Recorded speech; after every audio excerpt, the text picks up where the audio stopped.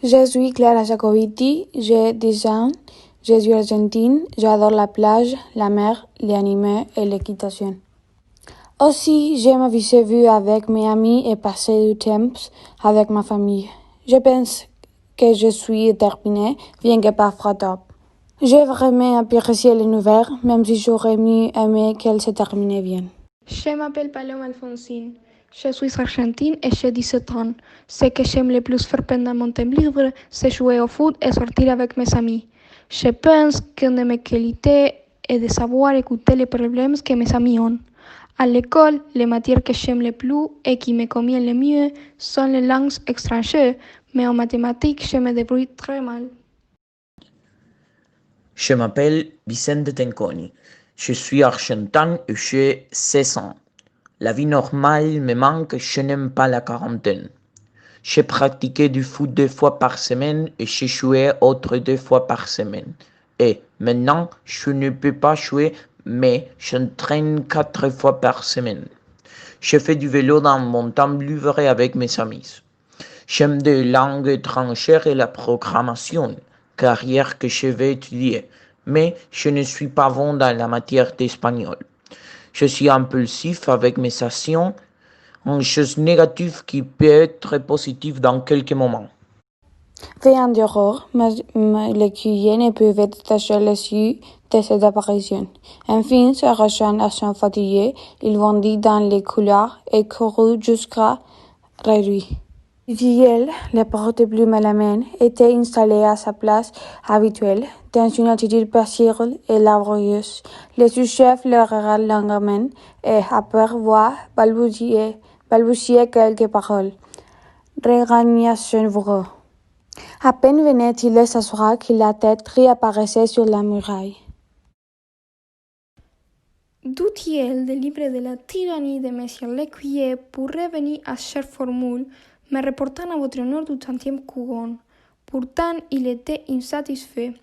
Quelque chose en lui réclame un besoin nouveau, un péril qui n'était rien de moins que le besoin de passer à travers les murs. Sans doute le pouvait-il faire aisément, par exemple, chez lui, et du reste, il ne manqua pas. Mais l'homme qui possède des dons brillants ne peut se satisfaire longtemps de les exercer sur un objet médiocre. Passer à travers les murs ne serait d'allier constitue un fin en soi. C'est le départ d'une aventure qui appelle ensuite un développement et en somme une restribution. Duthiel le comprit très bien. Il sentait en lui un besoin d'expansion, un désir croissant de s'accomplir et de se surpasser, et une certaine nostalgie qui était quelque chose comme l'appel de derrière les murs. Malheureusement, il lui manquait un bout. Il chercha son inspiration dans la lecture d'un journal, particulièrement au chapitre de la politique du sport, qui lui semblait être des activités honorables, mais s'était finalement rendu compte qu'elle n'offrait aucun débouché aux personnes qui passaient à travers les murs. Il se rabattit sur les faits divers qui se révéla de plus suggestifs. Allô, monsieur le directeur, je suis confus, mais tout à l'heure, au moment de sortir, j'ai oublié de prendre votre portefeuille, de sorte que je me trouve en panne au restaurant. Voulez-vous avoir la bonté d'envoyer quelqu'un pour régler l'addition? Le Passe Mural est situé en France, à Paris, à Montmartre, dans le 17e arrondissement. Il y avait à Montmartre, au 3e étage du 75 bis de la rue d'Orchamps. Au moment de la nouvelle, Duthiel se rend en Égypte. Il en fut troublé et décida de hâter son départ pour l'Égypte. Nous croyons que l'histoire se déroule l'année où elle a été écrite, 1943. Marcel Aimé, Les Passe-Murailles, Gallimard, 1943. Le protagoniste est un homme de 43 ans qui s'appelle Duthiel. Il a habité au 3e étage du 75 bis de la rue d'Orchamps et il avait une vie normale jusqu'à il a découvert son pouvoir. L'histoire évolue par comme il accepte le pouvoir et la fréquence de l'utiliser. Dans un premier moment, il n'y a pas l'accepté et il est allé à un médecin pour le traiter.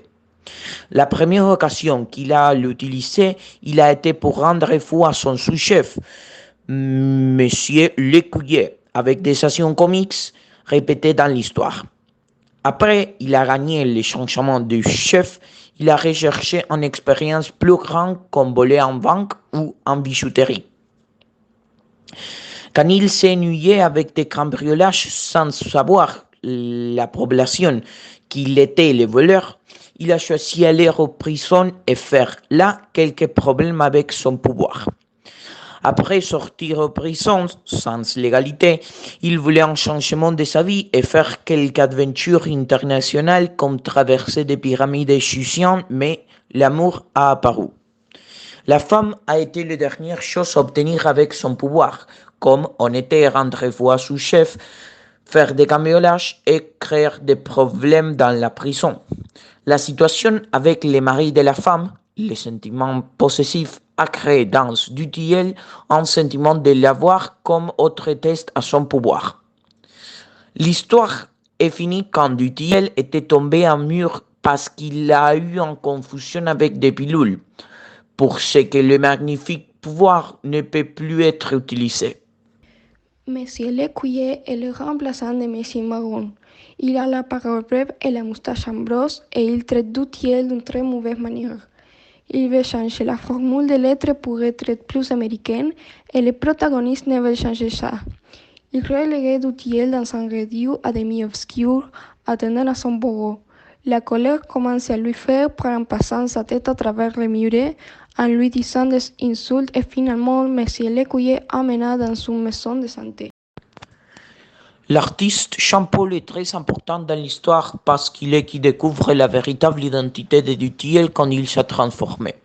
C'est la personne qui lui a présenté la femme avec qui il a eu un coup de foudre dont il est tombé à mur. À la fin de l'histoire, il s'occupera de changer en chanson dans la rue Norvine pour consoler les pauvres prisonniers Duthiel. La femme, mentionnée précédemment, avait un mari qui était un homme jaloux et la surveillait et venait d'ailleurs envie de bâton de gestes. Il quittait régulièrement sa femme entre 10 heures du soir et 4 heures du matin. Mais avant de partir, il la laissait enfermée dans sa chambre avec 2 tours de clés et toutes les fenêtres fermées.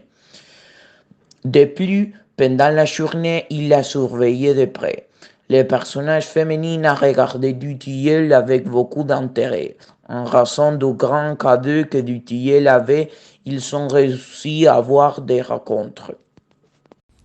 La première aventure que Duthiel a utilisé son pouvoir était une nuit sans électricité dans une maison où il était au vestibule et après l'électricité est retournée, il était dans les barrières du 3e étage. La première situation comique a été dans son travail quand il voulait rendre fou à son sujet. Il a traversé le bureau de Monsieur Lécuyer 23 fois le premier jour et du jour suivant, il continuait jusqu'à il obtint un changement de chef. Après ça, il voulut avoir une plus grande aventure et il a commencé avec des cambriolages sous le pseudonyme de Garou Garou. La renommée a commencé à monter comme de la mousse. Il a volé des vrais coffres-forts, les faux diamants, des roues de gala et les crédits municipaux. Tu avais le pouvoir. Dans le but d'être connu, il s'est laissé capturer par la police. Dans la prison, il a fait beaucoup de problèmes. Il avait accroché une montre en or du directeur de la prison dans sa cellule, après fut rendu à son propriétaire. Le lendemain, Garou Garou a été retrouvé avec les termes premiers de 3 mousquetaires empruntés à la bibliothèque du directeur. Les gardiens ont reçu des coups de pied dans la derrière sans connaître l'origine. Garou Garou le faisait. Duthiel sortait de prison quand il voulait. Il faisait des promenades dans Montmartre sans problème. Il a même été retrouvé en train de boire du vin midi. La meilleure situation comique était quand, après s'avoir déjeuné dans un restaurant près de prison, il a téléphoné le directeur parce qu'il n'avait pas d'argent pour le payer. Finalement, il est sorti de prison et après connaître la femme, laquelle y a une coupe de foudre. Il a utilisé son pouvoir 2 fois pour rentrer dans la maison et quand il voulait l'utiliser pour y retourner, il est tombé à mur.